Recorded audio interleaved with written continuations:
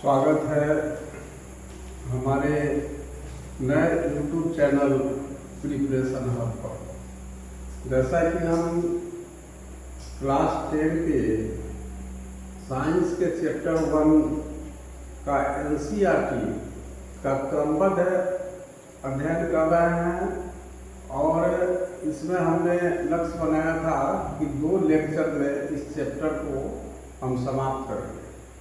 और कल मैंने एक लेक्चर में 5 पेज लगभग पढ़ाया था और आज हम अगले पेज से जो है इसकी शुरुआत करेंगे।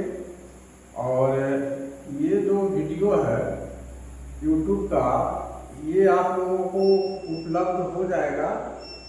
जैसा कि प्रारंभ में साउंड वगैरह को चेक किया जा रहा है और वीडियो का क्वालिटी चेक किया जा रहा है कि आपको समझने में कोई परेशानी न हो। और चैप्टर समाप्त होने के बाद हम इस चैप्टर से संबंधित पिछले वर्षों में वार्षिक परीक्षा में जितने भी प्रश्न पूछे गए हैं, सभी प्रश्नों का हम बहुत ही बेहतर तरीके से उसका हल करेंगे। और हम उम्मीद करेंगे कि इस चैप्टर से आगामी 2026 में जो बोर्ड की परीक्षा होगी, इस चैप्टर से यदि कोई भी प्रश्न पूछता है तो आपका कोई प्रश्न छूटेगा नहीं। तो हम पहले इस NCERT के सिलेबस को थोड़ा तेजी से लेकर चल रहे हैं, क्योंकि हमारे पास वक्त कम है। अप्रैल से सेशन चलता है और हम थोड़ा देर से, ये आपका अगस्त महीना समाप्त हो रहा है, तो 3-4 महीने में पूरे पाठ्यक्रम को NCERT पूरा हर विषय में जो भी आपका है, गणित है या फिर आपका साइंस है या सोशल साइंस है या और भी जो सब्जेक्ट है, सबका हमें अध्ययन करना और उसके बाद हमें बोर्ड परीक्षा को ध्यान में रखते हुए और हमें पूर्ण तैयारी जो है इसका कराना है। तो इसलिए थोड़ा तेजी में हम इस चैप्टर को लेकर चल रहे हैं। यदि पढ़ाने के क्रम में यदि कोई बात, कोई प्रश्न आपको समझ में नहीं आती है तो आप वीडियो के कमेंट सेक्शन में जाकर आप अपने डाउट्स क्वेश्चन को डाल सकते हैं और फिर हम इसका एक डाउट सेशन का अलग से वीडियो बनाकर जितने भी कमेंट्स आएंगे सबका हम समाधान करेंगे। तो चलिए आज हम दूसरा लेक्चर इस फर्स्ट चैप्टर का स्टार्ट करते हैं। इसमें हम रासायनिक समीकरण को संतुलित करने के जो तरीके हैं उसके बारे में हम अध्ययन कर रहे थे। तो इसमें हम चरण 4 में चल रहे हैं। देख रहे हैं कि यहाँ Fe, और फिर हम देख रहे हैं कि यहाँ Fe है, Fe तथा हाइड्रोजन H परमाणु अब भी संतुलित नहीं। इसमें Fe संतुलित नहीं है। इसको हम लोग देख रहे हैं, हम तीर के चिन्ह के बाईं ओर हमारा अभिकारक है और इसमें हम देख रहे हैं कि जो Fe है इसके परमाणु की संख्या 1 है और तीर के निशान के दाहिने तरफ हमारा प्रतिफल है, जिसे हम उत्पाद भी कहते हैं। यहाँ Fe के जो परमाणु संख्या है वो 3 हम देख रहे हैं। तो इससे स्पष्ट पता चल रहा है कि Fe का जो परमाणु है वह संतुलित नहीं है। दूसरी चीज की दाहिने तरफ अगर हम देखें प्रतिफल में, उत्पाद में, तो हाइड्रोजन के परमाणु की संख्या 2 और बाईं ओर अगर देखें तो 4 गुना 8 है हाइड्रोजन के परमाणु की संख्या। तो Fe भी संतुलित नहीं है और हाइड्रोजन भी संतुलित नहीं है। Fe तथा H परमाणु अभी संतुलित नहीं है। इनमें से किसी एक तत्व को चुनकर आगे बढ़ते हैं। अब आप इसमें से किसी एक को चुन लीजिए, या तो आप हाइड्रोजन को चुन लीजिए या Fe को चुन लीजिए कि पहले आपको इसे संतुलित करना। अब हम आंशिक रूप से संतुलित समीकरण में, ये आंशिक रूप से समीकरण संतुलित है, सिर्फ ऑक्सीजन का जो परमाणु है दोनों तरफ 4 है, इसलिए आंशिक रूप से इसको संतुलित करेंगे, पूरी तरह से संतुलित नहीं है। तो समीकरण में हाइड्रोजन परमाणु को संतुलित करते हैं। तो पहले हाइड्रोजन परमाणु को संतुलित करते हैं। हाइड्रोजन परमाणु को बराबर करने के लिए दाईं ओर हाइड्रोजन अणु की संख्या को 4 कर देते हैं। अब क्या कर रहा है कि दाहिने तरफ उत्पाद में हम देखेंगे कि जो ये हाइड्रोजन परमाणु है इसकी संख्या 2 है, तो ये 2 गुना 4 यानी 4 से उसको गुना कर दिया। अब 4 से जैसे ही गुना किया तो प्रतिफल में यानी 3 के निशान के जो दाहिने तरफ है 4 गुना 8 हाइड्रोजन परमाणु हो गया, और बाईं ओर भी हाइड्रोजन के परमाणुओं की संख्या बराबर हो गई। तो इस तरह से दोनों तरफ 8 हो गया। हम यहाँ देख रहे हैं समीकरण अब इस प्रकार होगा। देखिए Ap है 4s2 Ap3O4 और 4s2, 4 गुना 8 हाइड्रोजन, 4 गुना 8 हाइड्रोजन, 4 ऑक्सीजन और यहाँ ऑक्सीजन 4। तो हाइड्रोजन और ऑक्सीजन के जो परमाणु है वह संतुलित हो गए। अब हम आयरन को देखिए। आयरन जो है बाईं ओर 1 परमाणु है और दाहिने तरफ 3 परमाणु है, तो सिर्फ Fe का बच गया। अब हम Fe को 5वें चरण में देखते हैं, इसको संतुलित करेंगे। तो 5वें चरण में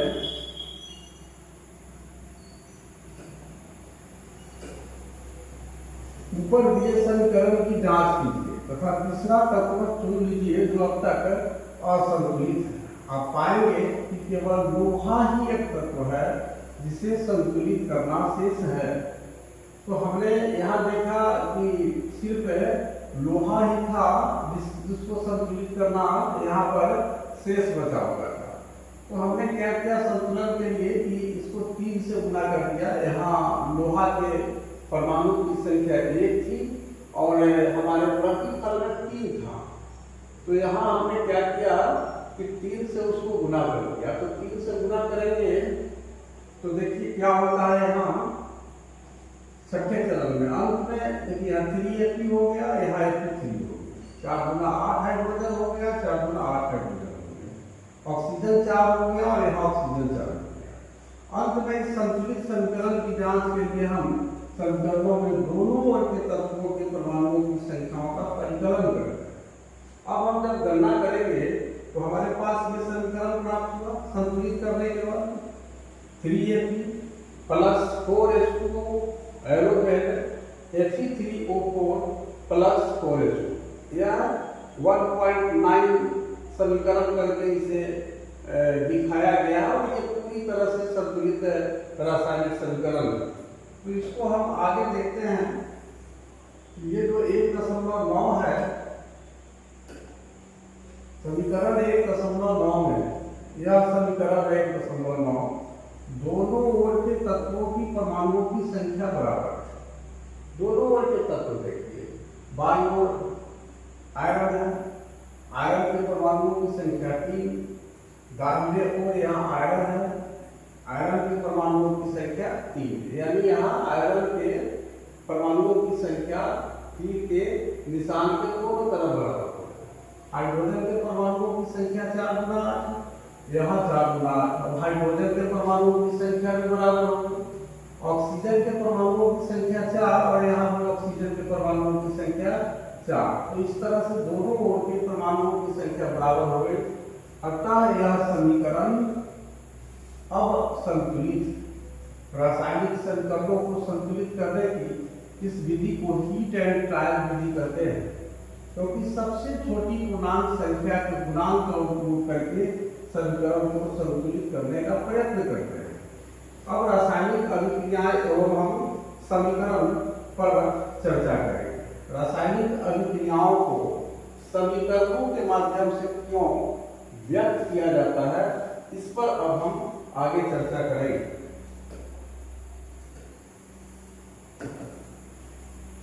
तो इस तरह से चरण 7 में भौतिक अवस्थाओं के संकेत लिखना। भौतिक अवस्थाओं के संकेत लिखने का मतलब है कि ऊपर लिखे जो संतुलित समीकरण है 1.9 में हमने तो देखा था कि सावधानी से जांच कीजिए, उसको अच्छी तरह से जांच कीजिए क्या इस समीकरण से हमें अभिकारकों तथा उत्पादों की भौतिक अवस्था के बारे में भी ज्ञान होता है।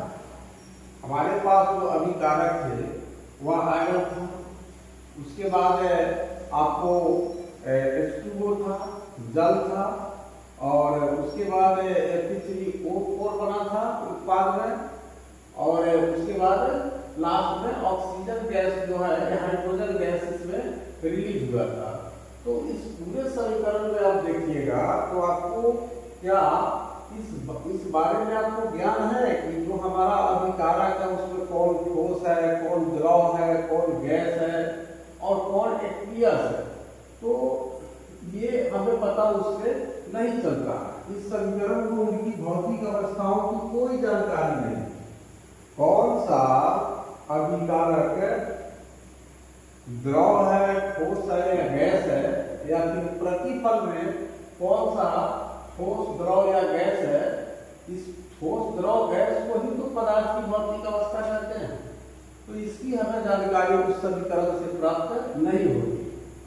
रासायनिक समीकरण को अधिक सूचनापूर्ण बनाने के लिए अब हमारे पास जो रासायनिक समीकरण यहाँ दिया हुआ है इसको और ज्यादा अगर हम इंफॉर्मेटिव बनाते हैं, हम चाहते हैं कि इस समीकरण से और भी ज्यादा हमें सूचना प्राप्त हो, तो इसके लिए क्या करेंगे, जो अभिकारक है यानी तीर के चिन्ह के बाद वो जो रासायनिक अभिक्रिया में भाग लेने वाले पदार्थ है तथा उत्पाद जो तीर के निशान के दाहिने तरफ है कि रासायनिक सूत्र के साथ उनकी भौतिक अवस्था को भी दर्शाया जाता है। अब इसमें जितने भी अभिकारक है या जितने भी उत्पाद है सबके हम भौतिक अवस्था को दर्शाएंगे और अधिक सूचनापूर्ण बनाने के लिए। तो इसके लिए क्या करेंगे कि अभिकारकों तथा उत्पादों के गैस, द्रव, जलीय, ठोस अवस्था को क्रमशः गैस को G से और द्रव को L से, अगर वह जलीय अवस्था है तो उसको AQ से, और यदि ठोस है हमारा अभिकारक या उत्पाद तो उसको S से, S पर सॉलिड होता है, से दर्शाया जाता है। अब अभिकारक या उत्पाद, ये बाईं तरफ अभिकारक है, दाहिने तरफ उत्पाद है। उत्पाद जब जल में घोल के रूप में उपस्थित होते हैं, यदि उसका एक घोल बन जाता है तब हम एक्वियस लिखते हैं। जलीय घोल के रूप में यदि हमारा अभिकारक है या उत्पाद है, अगर वह एक घोल के रूप, घोल का मतलब है कि उसमें कई पदार्थ मिले हुए हैं, तो इस रूप में अगर है तो उसके लिए हम एक्यू लिखते हैं। तो अब संतुलित है समीकरण 1.9 इस प्रकार होगा। देखिए 3Fe, सामने हमने S लिख दिया, S फॉर सॉलिड। इसका अर्थ हुआ कि लोहा जो है ये ठोस है, यहाँ H2O गैस। अब H2O को हम पानी बोलते हैं तो पानी लिक्विड होता है, लेकिन यहाँ पर गैस लिखा है तो ये क्या है, वाटर वेपर है, जलवाष्प है। और जलवाष्प जो है वह द्रव की अवस्था में नहीं होता। जलवाष्प का मतलब है कि जब हम किसी जलीय विलयन को गर्म करते हैं तो क्या होता है कि वह जलवाष्प के रूप में, वाटर वेपर के रूप में वह ऊपर से उठने लगती है। इस वजह से यहाँ H2O को G लिखा है, गैस लिखा है। अब यहाँ पर Fe3O4 आयरन ऑक्साइड है। आयरन ऑक्साइड का मतलब लोहा है और ऑक्सीजन उसमें मिक्स हो गया तो लोहा में जंग लग गया, तो ये जंग है एक प्रकार का। तो जंग क्या होता है, सॉलिड होता है, ठोस होता है। और यहाँ H2 जो है ये गैस। तो इस तरह से यहाँ कोई एक्वियस इसमें सॉल्यूशन नहीं। ध्यान दीजिए समीकरण 1.10 में, ये 1.10 में H2O के साथ G चिन्ह का उपयोग किया गया है। यह दर्शाता है कि अभिक्रिया में जल का उपयोग भाप के रूप में किया गया है। यह बात हम पहले ही आपको बता दिए। प्रायः हर रासायनिक समीकरण में भौतिक अवस्था को शामिल नहीं किया जाता है। कोई भी रासायनिक समीकरण आप लिखते हैं तो हम क्या करते हैं कि प्रायः उसको भौतिक अवस्था को शामिल नहीं करते हैं। हम एस जी या ए क्यू एल ये सब हम प्रायः नहीं लिखते हैं जब तक कि यह आवश्यक न हो। यदि हमें बताना आवश्यक हो कि हमारा अभिकारक या प्रतिफल ठोस है अथवा द्रव है अथवा गैस है, यदि हमें जरूरत होगी तभी हम इन प्रतीक चिन्हों का प्रयोग करें। कभी कभी अभिक्रिया की परिस्थितियां, जैसे कि कितना ताप पर अभिक्रिया हो रही है, कितना दाब पर अभिक्रिया हो रही है, इस अभिक्रिया में कौन से उत्प्रेरक आदि को तीर के निशान के ऊपर या नीचे दर्शाया जाता है। उत्प्रेरक को हम कैटलिस्ट बोलते हैं अंग्रेजी में। इसको अंग्रेजी में हम कैटलिस्ट बोलते हैं। यह क्या करता है कि रासायनिक अभिक्रिया के दर को बढ़ा देता है। तो यहाँ हम कुछ उत्प्रेरक को भी देखेंगे कि कौन कौन से उत्प्रेरक का प्रयोग जो है किया जाता है। जैसे आप मान सकते हैं कि जैसे हमको किसी लकड़ी में माचिस की तीली से आग लगाना है और वह लकड़ी यदि माचिस की तीली से नहीं जल रहा है तो हम उस पर केरोसिन तेल डाल देते हैं और जब माचिस की तीली हम उस पर लगाते हैं तो वह लकड़ी बहुत तेजी से जलने लगता है। तो यहाँ केरोसिन तेल किस रूप में कार्य कर रहा है? उत्प्रेरक के रूप में कार्य कर रहा है। तो उसी तरह से यदि कोई रासायनिक अभिक्रिया को तेज गति प्रदान करना है तो उसके लिए हम उत्प्रेरक का प्रयोग करते हैं। तो यह उत्प्रेरक है जो अभिक्रिया के दर को बढ़ा देता है। तो इस तरह से आगे हम देखते हैं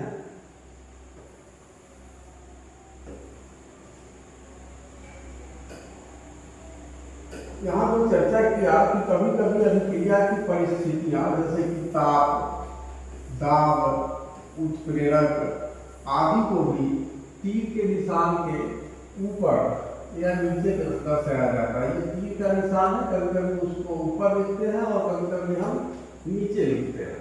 तो यहाँ देखिए एक रिएक्शन दे रहा है कार्बन मोनोऑक्साइड CO, एक गैस है, और हाइड्रोजन गैस के बीच रासायनिक अभिक्रिया को दिखा रहा है। 340 से एटमॉस्फेरिक प्रेशर, वायुमंडलीय दाब 340 यहाँ दिखा रहा है। तो इससे हमारा CH3OH बन रहा है, CH3OH बन रहा है। इस तरह से हमें दूसरा एग्जाम्पल देखिए कि कार्बन डाइऑक्साइड, ये एक्वियस रूप में एक्वियस सॉल्यूशन है, जलीय विलयन के रूप में हम कार्बन डाइऑक्साइड को ले रहे हैं और यहाँ पर जल के बीच रासायनिक अभिक्रिया हम करा रहे हैं। तो क्या हो रहा है कि ये देखिए उत्प्रेरक के रूप में सूर्य का प्रकाश और ये क्लोरोफिल, क्योंकि कार्बन डाइऑक्साइड और जल के बीच जब रासायनिक अभिक्रिया होगी तो ये प्रकाश संश्लेषण की प्रक्रिया में ऐसा होता है।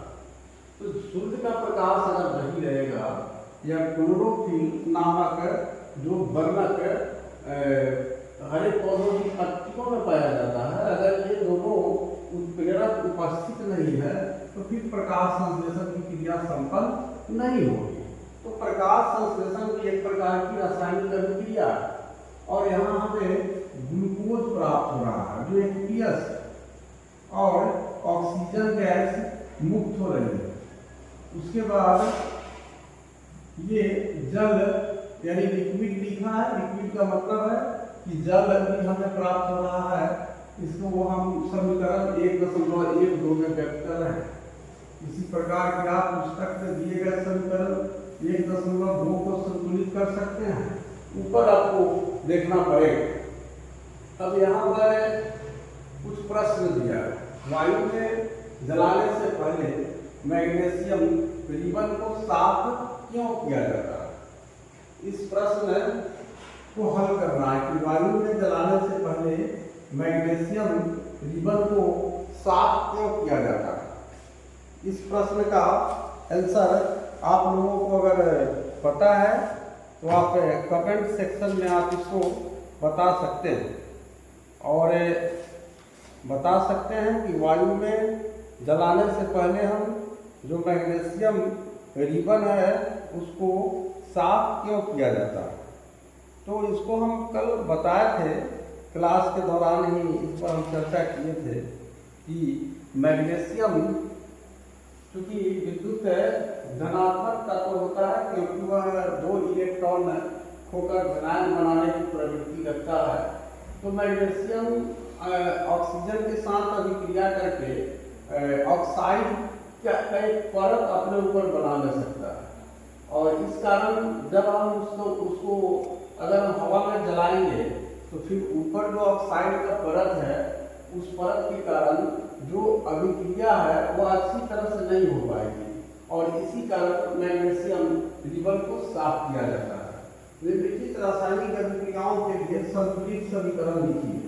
यहाँ हाइड्रोजन है, क्लोरीन है, हाइड्रोजन क्लोराइड। इसके लिए संतुलित रासायनिक समीकरण लिखना है। तो हम यहाँ हाइड्रोजन के लिए अगर H2 लिखते हैं, क्लोरीन के लिए अगर Cl2 लिखते हैं, तो यहाँ हाइड्रोजन क्लोराइड के लिए 2HCl लिख सकते हैं।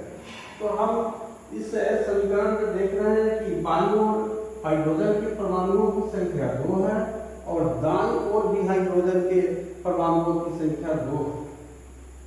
अगर बाईं ओर भी क्लोरीन के परमाणुओं की संख्या 2 है और यहाँ भी क्लोरीन के परमाणुओं की संख्या 2 है।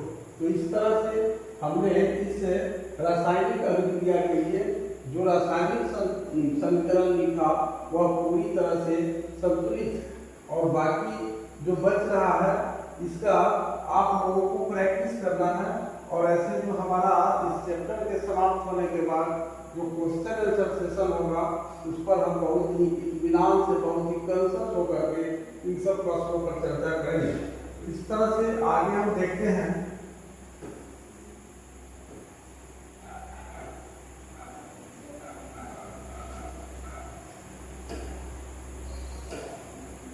रासायनिक अभिक्रियाओं के प्रकार। ये जो केमिकल रिएक्शन है यह कितने प्रकार का होता है, कितने प्रकार की रासायनिक अभिक्रिया होती है, उन सभी प्रकारों पर हम बारी बारी से अध्ययन करेंगे।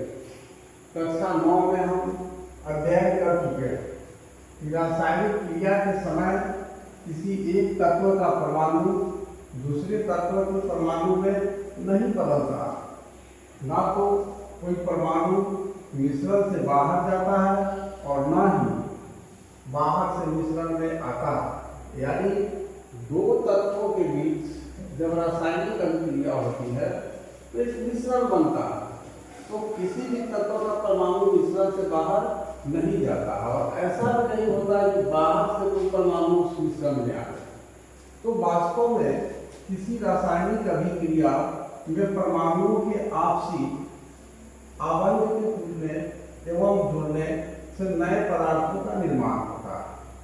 तो किसी रासायनिक अभिक्रिया में क्या होता है कि परमाणुओं के जो आपसी आबंध होते हैं, यानी परमाणु किसी भी तत्व के जो परमाणु होते हैं वह आपस में अंतरांगिक आकर्षण बल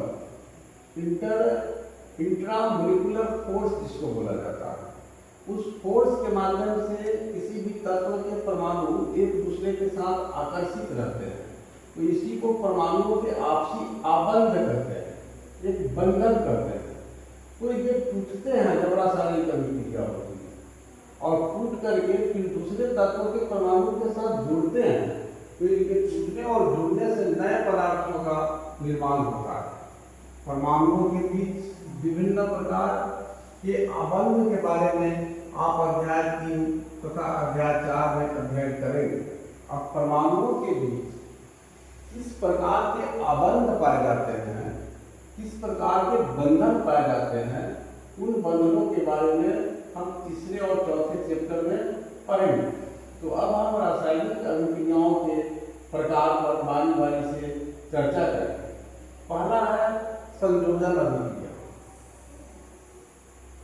कॉम्बिनेशन रिएक्शन। तो यहाँ पर इसको एक क्रियाकलाप की सहायता से समझेंगे। क्रियाकलाप यहाँ 1.4 है। एक बीकर में थोड़ा कैल्शियम ऑक्साइड तथा बुझा हुआ चूना लीजिए। यहाँ एक बीकर है, ये कांच का बना हुआ एक बीकर है, ये बीकर है और इस बीकर में हमने क्या लिया है, कैल्शियम ऑक्साइड लिया है और कैल्शियम ऑक्साइड को हम सूखा हुआ चूना करते हैं और इसमें हमने क्या किया, इस सूखे हुए चूना में हमने जल डाल दिया। ये जल में हमने सूखे हुए चूना को डाल दिया। तो जैसे ही हम इस कैल्शियम ऑक्साइड को इस जल में डालते हैं वैसे ही क्या होता है कि ये कैल्शियम ऑक्साइड दहकने आग की तरह इससे ऊष्मा उत्पन्न होती है, यानी यह खौलने लगता है पानी। तो यहाँ जल और कैल्शियम ऑक्साइड के बीच रासायनिक अभिक्रिया हो है। जल के साथ कैल्शियम ऑक्साइड की अभिक्रिया से बुझे हुए चूने का निर्माण होता है। ये सूखा हुआ चूना हमने जो इसमें डाला है कैल्शियम ऑक्साइड, इसको सूखा हुआ चूना इसको, और इसका जो अणुसूत्र होता है CaO होता है, कैल्शियम ऑक्साइड। और जैसे ही हम जल में इसको डालते हैं तो बुझे हुए चूने का निर्माण होता है, यानी बुझे हुए चूने का जो अणुसूत्र होता है CaOH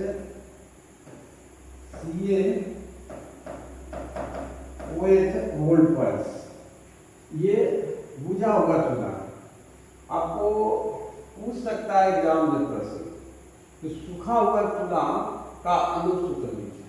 तो CaO कैल्शियम ऑक्साइड, बुझे हुए चूने का अणुसूत्र लीजिए तो CaOH वोल्ट कैल्शियम हाइड्रोक्साइड। तो एक बीकर में थोड़ा कैल्शियम ऑक्साइड तथा बुझा हुआ चूना ले रहे हैं। बुझा हुआ चूना यहाँ पर हम ले रहे हैं, कैल्शियम ऑक्साइड तथा बुझा हुआ चूना ले रहे हैं। इसमें धीरे धीरे जल मिलाइए। अब जैसे ही जल मिलाइएगा बीकर को स्पर्श कीजिए, जैसा कि चित्र 1.3 में दिखाया गया है। और बीकर को देखिए, ये हाथ की सहायता से छू करके देख रहा है क्या इसके ताप में कोई परिवर्तन हुआ। तो इस तरह से यहाँ आपको यहाँ कंफ्यूजन बड़ा चीज यहाँ लिख दिया है। ये लाइन, इस लाइन को सुधारने वाली बात इसलिए है, आप लोगों को बराबर हम सलाह देते हैं कि किसी भी पुस्तक का अध्ययन कीजिए तो बहुत ही चेतनशील होकर गंभीरता से अध्ययन कीजिए। अब यहाँ पर देखिए कैल्शियम ऑक्साइड लिखा है। कैल्शियम ऑक्साइड का मतलब है कि ये कैसा चूना लिया है, ये सूखा हुआ चूना लिया है, ये सूखा हुआ चूना लिया है। और यहाँ लिख रहा है कि बुझा हुआ चूना। तो यही यहाँ पर है थोड़ा सा परेशानी होगा। हम कैल्शियम ऑक्साइड ले रहे हैं, बुझा हुआ चूना का निर्माण होगा। देखिए जल के साथ कैल्शियम ऑक्साइड को हम डालें, कैल्शियम ऑक्साइड मतलब सूखे हुए चूना को डालें, और तब हमें बुझे हुए चूने का निर्माण होगा।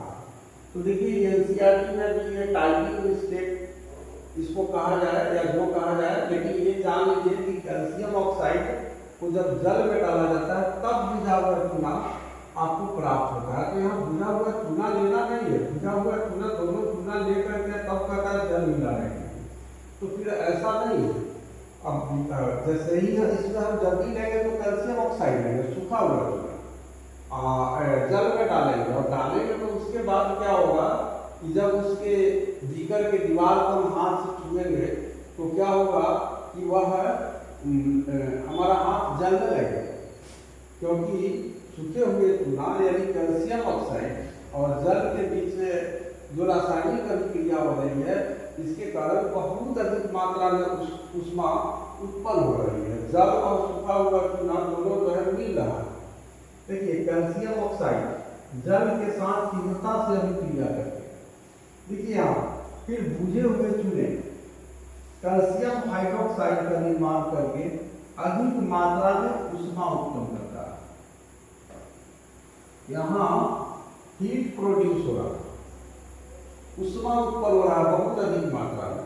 और मैंने यहाँ जो मिस्टेक था उस पर देखिए, यहाँ नीचे यही क्लियर कर रहा है कैल्शियम ऑक्साइड जल के साथ तीव्रता से अभिक्रिया करते हैं। यहाँ क्या कर रहा है कि थोड़ा कैल्शियम ऑक्साइड तथा बुझा हुआ चूना लीजिए, बुझा हुआ चूना ये लेने के लिए कर रहा है। तो यहाँ पे ये बिल्कुल ही गलत है। कैल्शियम ऑक्साइड हम ले रहे हैं सूखा हुआ चूना, और ये जल के साथ तेजी से अभिक्रिया करके तब बुझा हुआ चूना कैल्शियम हाइड्रोक्साइड का निर्माण कर रहा है, और इसमें अधिक मात्रा में ऊष्मा उत्पन्न हो रहा है। और इसको हम समीकरण के माध्यम से यहाँ समझ रहे हैं।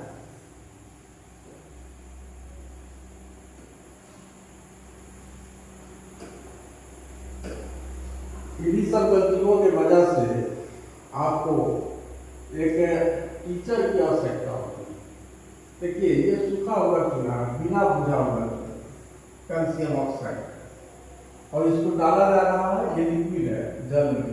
ये सूखा हुआ चूना यानी बिना बुझा हुआ चूना ये सॉलिड है, और हमें अब जल और सूखा हुआ चूना दोनों का घोल प्राप्त हो रहा है। कैल्शियम हाइड्रोक्साइड ये बुझा हुआ चूना प्राप्त हो रहा है, और इसको उत्पन्न क्या हो रही है, तो ऊष्मा उत्पन्न हो रही है।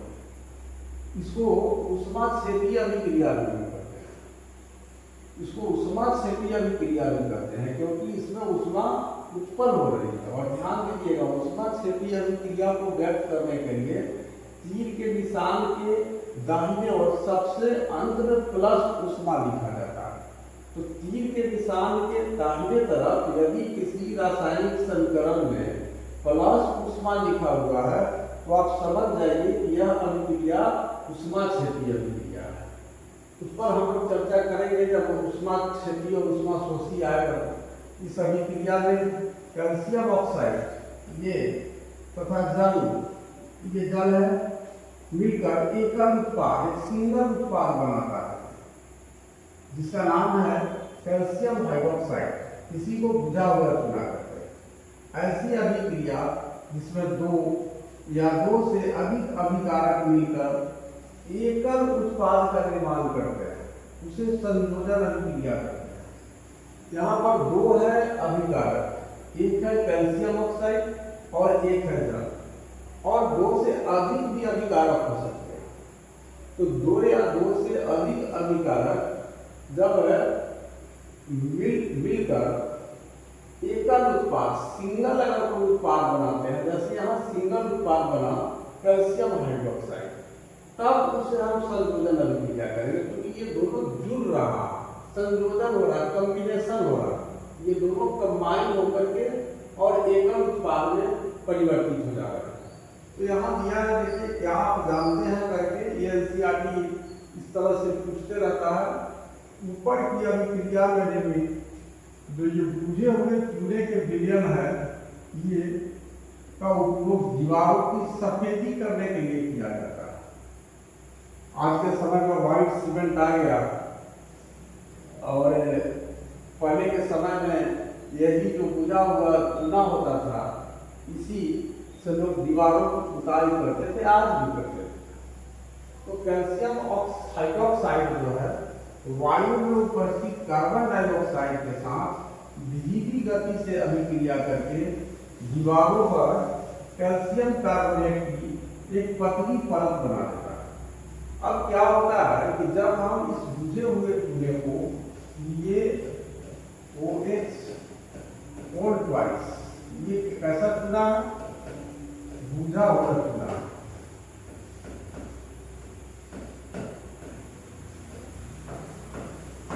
तो जब इस बुझे हुए चूने से हम किसी घर के दीवार की पुताई करते हैं, तो क्या होता है कि ये जो कैल्शियम हाइड्रोक्साइड है, ये वायुमंडल के कार्बन डाइऑक्साइड के साथ रासायनिक अभिक्रिया करता है, और धीमी गति से रासायनिक अभिक्रिया करता है। और इसके कारण दीवार पर क्या होता है कि एक पतली परत बना देती है और सफेदी करने के 2-3 दिन बाद कैल्शियम कार्बोनेट का निर्माण होगा।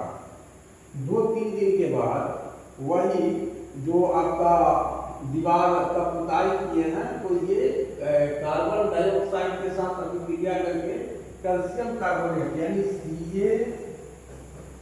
CO3 का निर्माण हो जाता है 2-3 दिन में। धीरे धीरे अभिक्रिया करता है, 2-3 दिन समय लगता है और इससे दीवारों पर चमक आ जाती है। रोचक बात यह है कि संगमरमर का रासायनिक सूत्र भी CaCO3 ही है। देखिए संगमरमर कितना चमकीला होता है, यानी कैल्शियम कार्बोनेट और संगमरमर दोनों का रासायनिक सूत्र केमिकल फॉर्मूला एक ही होता है। आज यह कन्फर्म हो गई, एग्जाम में पूछ दिया कि संगमरमर का रासायनिक सूत्र निम्नलिखित में से कौन है, तो आप CaCO3 को यह मत समझिएगा कि ये तो कैल्शियम कार्बोनेट का है। तो जो कैल्शियम कार्बोनेट है इसका जो रासायनिक सूत्र होता है वही संगमरमर का भी रासायनिक सूत्र होता है। यानी संगमरमर में भी वही केमिकल मिले होते हैं जो कैल्शियम कार्बोनेट में मिले होते हैं।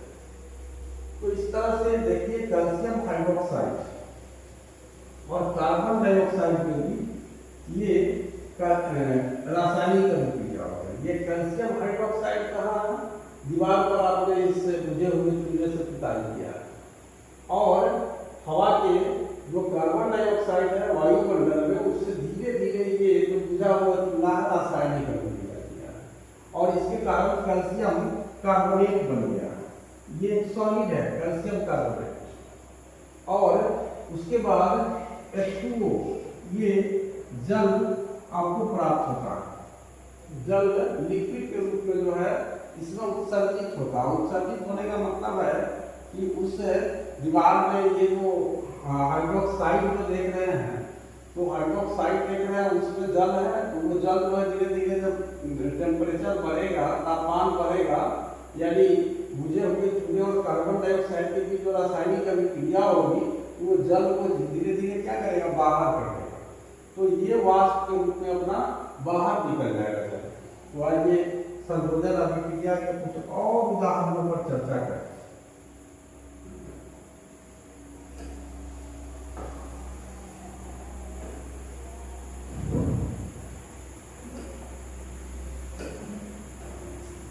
यहाँ कोयले का दहन, कोयले का मतलब कार्बन, कोयला में कार्बन पाया जाता है।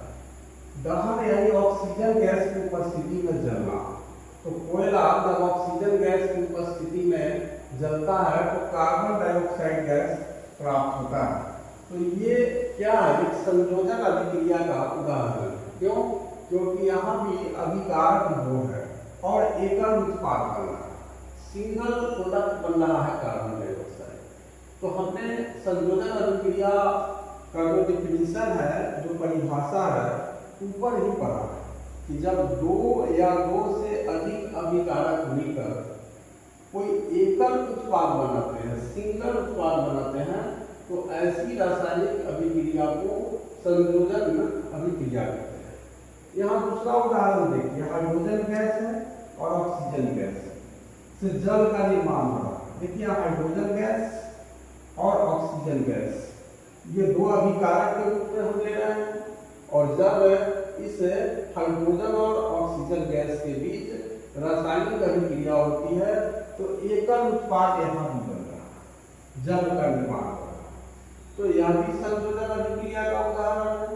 तो इस तरह से सरल शब्दों में हम कह सकते हैं कि जब दो या दो से अधिक पदार्थ में तत्व भी हो सकता है या यौगिक भी हो सकता है। यहाँ हमने सिर्फ तत्व लिया, लेकिन ऊपर की एग्जाम्पल में आप देखिएगा तो हमने क्या किया है, यहाँ देखिए, यहाँ ये जो कैल्शियम हाइड्रोक्साइड है इसमें कैल्शियम, ऑक्सीजन और हाइड्रोजन तीनों मिला हुआ है। तो ये यौगिक है और यौगिक है और यह भी संयोजन अभिक्रिया का उदाहरण, क्योंकि कैल्शियम हाइड्रोक्साइड और कार्बन डाइऑक्साइड मिलकर यहाँ तो डबल उत्पाद बन रहा है। लेकिन और भी एग्जाम्पल हमने यहाँ पर देखा है। देखिए यहाँ पर यहाँ कैल्शियम ऑक्साइड, इसमें कैल्शियम और ऑक्सीजन है तो यौगिक है।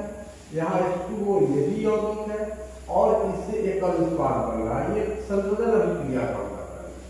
तो ऐसा नहीं है कि हम संशोधन अभिक्रिया में अभिकारक के रूप में यानी पदार्थ के रूप में हम सिर्फ तत्व को नहीं लेते, यौगिक भी इसमें हो सकता है। तो इस तरह से हम आगे जो बढ़ रहे हैं तो उसको देखते हैं।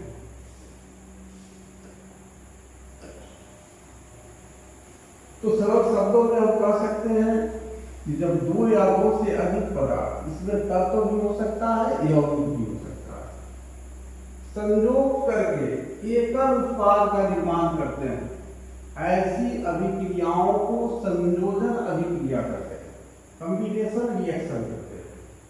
अब क्रियाकलाप 1.4 में हमने यह भी देखा कि अधिक मात्रा में ऊष्मा उत्पन्न हो, इससे अभिक्रिया मिश्रण गर्म हो जाता है। जब अधिक मात्रा में किसी रासायनिक अभिक्रिया में ऊष्मा उत्पन्न होगी तो जो अभिक्रिया के कारण जो मिश्रण बनेगा, जो मिक्सचर बनेगा, वह बहुत अधिक गर्म हो जाता है। तो जिन अभिक्रियाओं में उत्पाद के निर्माण के साथ साथ ऊष्मा भी उत्पन्न होती है, उन्हें ऊष्मा क्षेपी रासायनिक अभिक्रिया कहते हैं। यानी रासायनिक जिन अभिक्रियाओं में उत्पाद बन रहा है और उसके साथ साथ ऊष्मा भी उत्पन्न अगर हो रहा है तो ऐसी रासायनिक अभिक्रिया को ऊष्मा क्षेपी रासायनिक अभिक्रिया कहते हैं। ऊष्मा क्षेपी अभिक्रियाओं को कुछ अन्य उदाहरण, पहले है प्राकृतिक गैस का दर। प्राकृतिक गैस का मतलब है नेचुरल गैस, जैसे मीथेन, CH4। जब इसको ऑक्सीजन की उपस्थिति में हम जलाते हैं तो कार्बन डाइऑक्साइड गैस हमें प्राप्त होता है और H2O जलवाष्प के रूप में मुक्त होती है, इसलिए गैस लिखा है। और प्लस ऊर्जा, और बहुत अधिक मात्रा में ऊर्जा उत्पन्न होती है। तो क्या आप जानते हैं कि श्वसन, रेस्पिरेशन एक ऊष्मा क्षेपी अभिक्रिया है? क्या श्वसन एक ऊष्मा क्षेपी अभिक्रिया है? हम सभी जानते हैं कि जीवित रहने के लिए हमें ऊर्जा की आवश्यकता होती है, यह सब लोगों को पता है। एनर्जी चाहिए जीवित रहने के लिए। यह जो ऊर्जा है हमें भोजन से प्राप्त होती है। हम लोगों को जीवित रहने के लिए जो भी ऊर्जा प्राप्त होती है वह भोजन से प्राप्त होती है। पाचन क्रिया के समय खाद्य पदार्थ यानी जो कुछ भी हम खाते हैं छोटे छोटे टुकड़ों में टूट जाते हैं। जैसे चावल हम खाद्य पदार्थ के रूप में ले रहे हैं, यह पाचन क्रिया के समय क्या होता है, यह जो चावल है यह छोटे छोटे टुकड़ों में टूट जाता है। आलू ये छोटे छोटे टुकड़ों में पाचन क्रिया के समय टूट जाता है। और ब्रेड में कार्बोहाइड्रेट होता है, और जो ब्रेड हम लोग जो खाते हैं उसमें कार्बोहाइड्रेट पाया जाता है। जब इन कार्बोहाइड्रेट के टूटने से ग्लूकोज प्राप्त होता है, जब यह कार्बोहाइड्रेट और अधिक छोटे छोटे अवयवों में टूटता है तो ग्लूकोज प्राप्त होता है। और यह जो ग्लूकोज है हमारे शरीर की कोशिकाओं में उपस्थित ऑक्सीजन से जाकर मिलता है और हमें ऊर्जा प्रदान करता है। क्योंकि सांस जब हम लेते हैं तो हमारे शरीर में, हमारे रक्त में उपस्थित जो लाल रक्त कण है वह क्या करता है, फेफड़ा से ऑक्सीजन को ले जाता है और हमारे शरीर के सभी कोशिकाओं तक पहुंच जाता है। और क्या होता है कि पाचन के समय जो ग्लूकोज कार्बोहाइड्रेट के टूटने से जो ग्लूकोज बनता है वह ग्लूकोज भी वहां पहुंचता है कोशिका में, और जब कोशिका में पहुंचता है तो ये ग्लूकोज ऑक्सीजन के साथ मिलता है और मिलने के कारण हमारे शरीर को एनर्जी प्राप्त होता है। तो इस तरह से आगे हम देखते हैं हम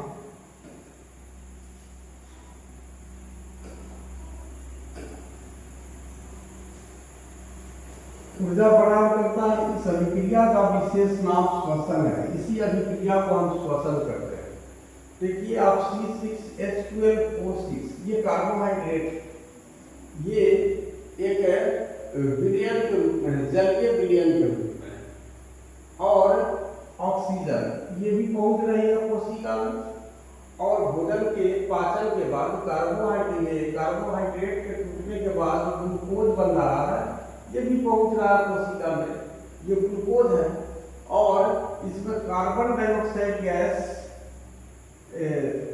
द्रव के रूप में, लिक्विड के रूप में आपको इसमें बन रहा है, और ये लिक्विड के रूप में जल भी, हमें जल की मात्रा भी बढ़ रही है, और ये दोनों पदार्थ हमारे शरीर से बाहर निकल जाती है, और इसमें हमें क्या होती है, एनर्जी मिलती है, ऊर्जा प्राप्त हो जाती है। अब थर्ड देखिए, ये देखिए तीसरा, साग सब्जियों जैसे वनस्पति द्रव्य, वनस्पति द्रव्य यानी पेड़ पौधों से जो हमें लिक्विड प्राप्त होता है, तो साग सब्जियों में वनस्पति द्रव्य जो पाया जाता है साग में और सब्जी में, ये विघटित होकर टूट करके और कंपोस्ट जो बनता है ये भी उष्मा क्षेत्रीय अभिक्रिया का उदाहरण है। साग सब्जी या जो वनस्पति द्रव्य है, पेड़ पौधों से प्राप्त होने वाले जो द्रव्य है, जब ये विघटित होते हैं, टूटते हैं, तो टूटने के बाद ये खाद के रूप में, कंपोस्ट के रूप में बदल जाते हैं, और इस अभिक्रिया को भी हम उष्मा क्षेत्रीय अभिक्रिया कहते हैं। यहाँ देखिए, यहाँ पर एक गैस को धीमे से अपने नाक की ओर मोड़ दीजिए। ये गैस जो निकल रही है क्वथन नली के फुनेसिए से अपने पड़ोसी या अपनी ओर न करें। यहाँ बर्नर लिया और बर्नर लेकर के यहाँ क्वथन नली लिया। क्वथन नली का मतलब है कि इस नली में किसी पदार्थ को रख करके और गर्म किया जाता है, और इसमें फेरस सल्फेट का क्रिस्टल रवा लिया जाएगा, और उसी फेरस सल्फेट के क्रिस्टल को गर्म कर रहा है। तो गर्म करने से क्या हो रहा है,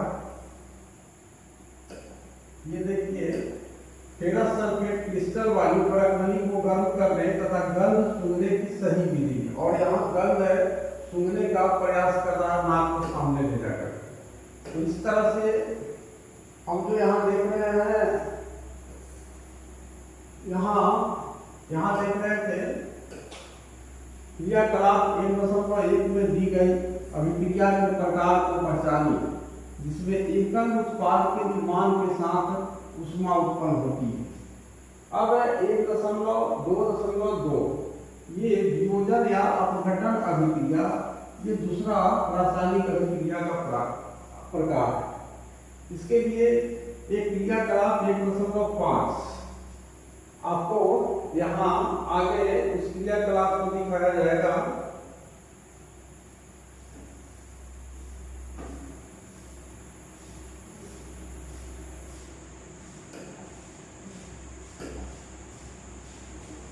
एक शुष्क क्वथन नली में 2 ग्राम फेरस सल्फेट की क्रिस्टल लीजिए, यहाँ पर ले रहा 1.4 यहाँ पर लिखा, और एक्टिविटी 1.5, और ये चित्र 1.4। तो ये एक्टिविटी 1.5 है, इससे पहले 4 एक्टिविटी आपका हो चुका। तो इसमें क्या कर रहा है कि एक आपको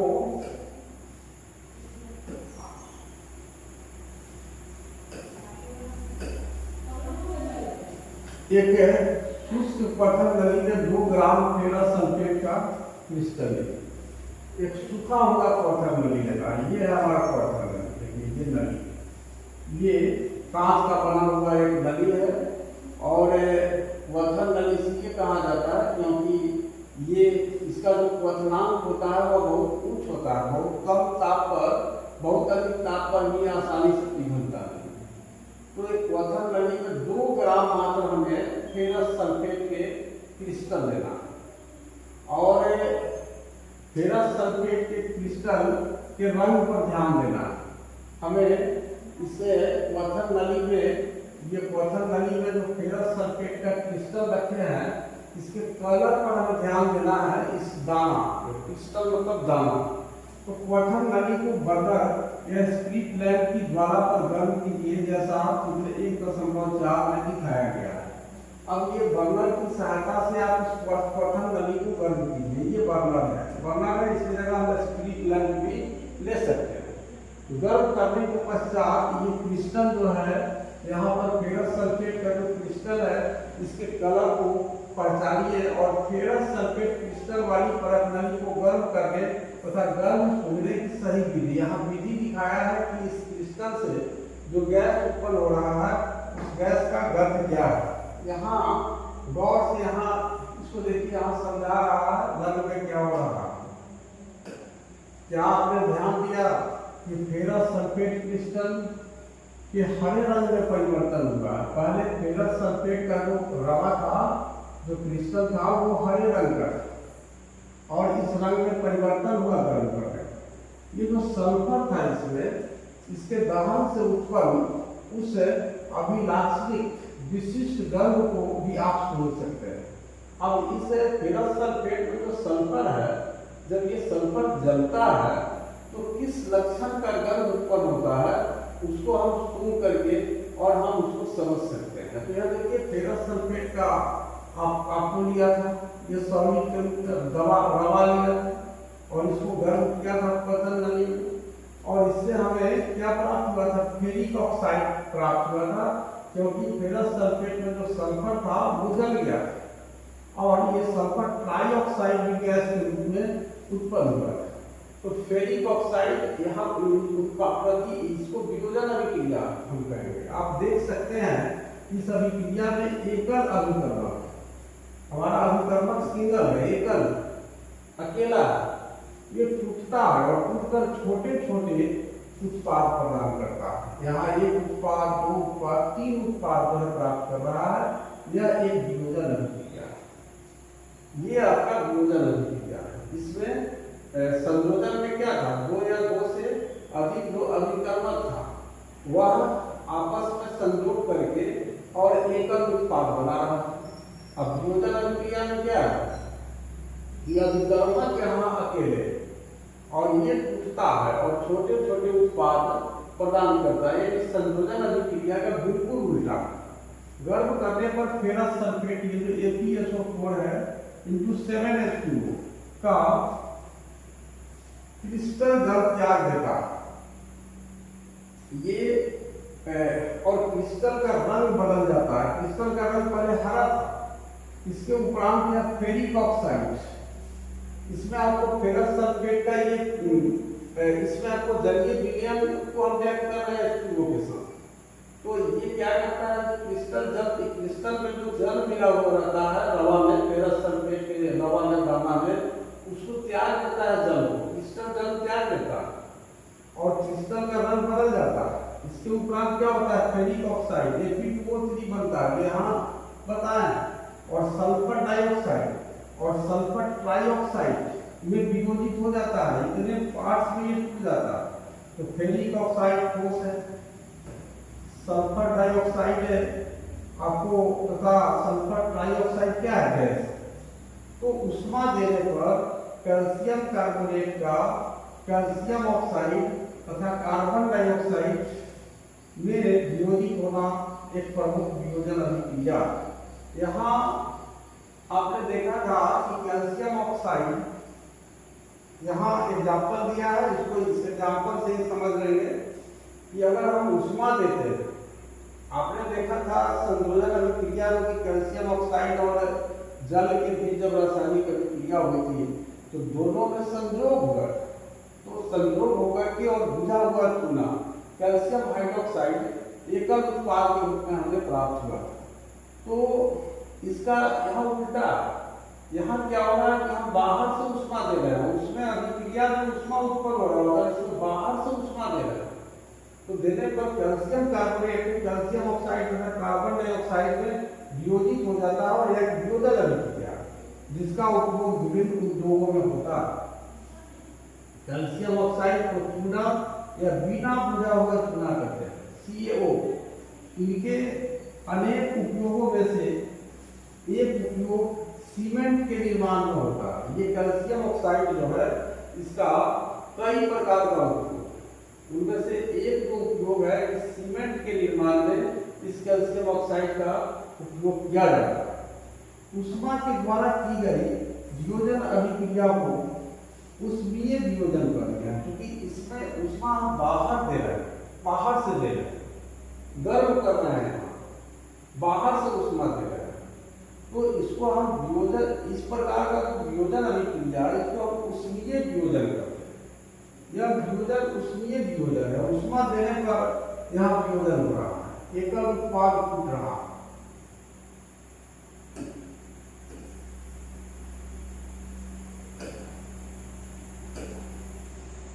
यहाँ हम देख रहे हैं कि कैल्शियम कार्बोनेट चूना पत्थर, देखिए एक नाम और आ गया।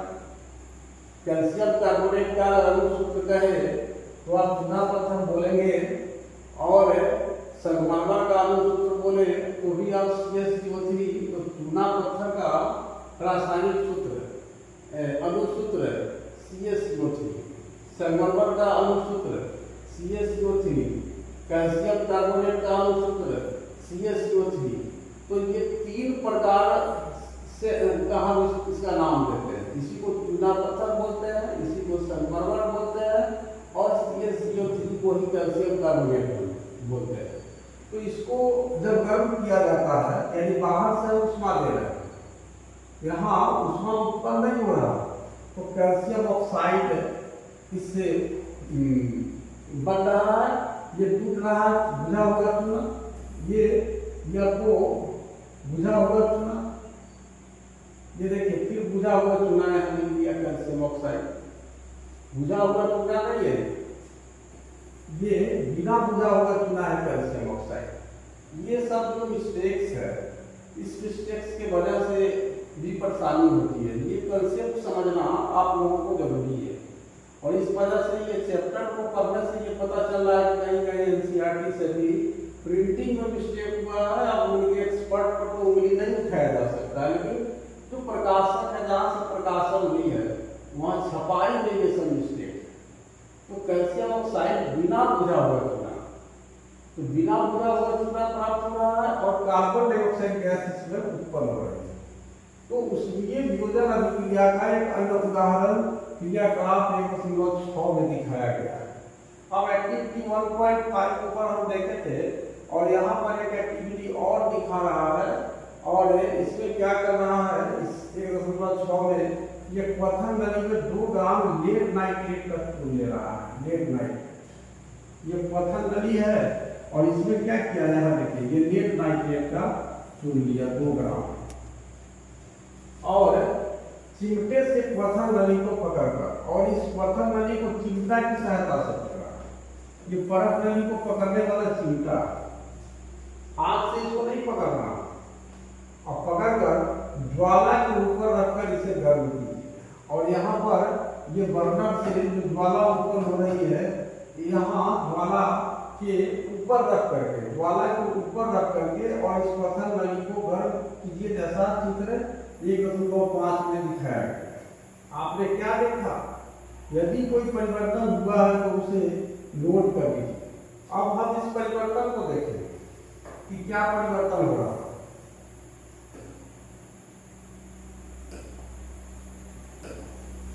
आप देखेंगे कि भूरे रंग का धुआं उत्सर्जित होता है। इसमें आपको लेड नाइट्रेट के जलने से जो धुआं उत्सर्जित हो रहा है, उस धुएं का रंग कैसा है, भूरा रंग, ग्रे कलर। यह नाइट्रोजन डाइऑक्साइड है, NO2 का धुआं।